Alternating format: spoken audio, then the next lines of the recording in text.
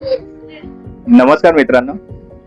वयाची 40 वर्ष उलटल्यानंतर माझ्या आयुष्यात आलेल्या सुखद अनुभवाबद्दल तुम्हाला सांगू इच्छितो.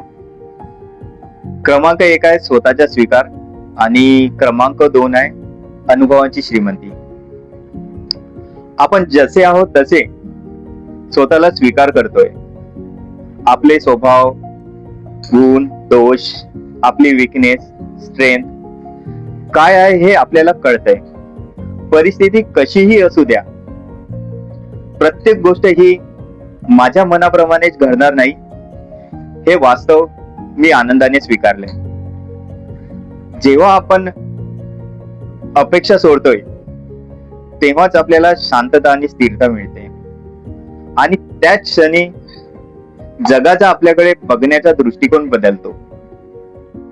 आधी छोट्या छोट्या गोष्टीवर चिडून जायचं, परंतु आता प्रत्येक गोष्ट समजून घेण्याची आणि समोरच्याला एखाद्या विषयावर शांतपणे समजून देण्याची मॅच्युरिटी आली आहे.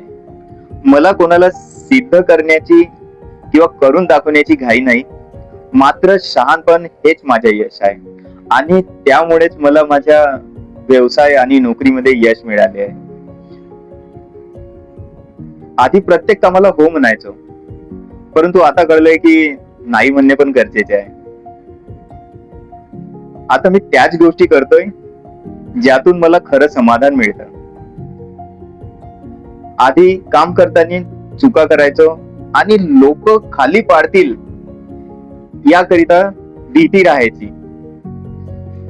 परंतु आता कळलंय की चुकांनीच माणूस शिकतोय आणि खाली पाडल्याने जास्त शिकतोय.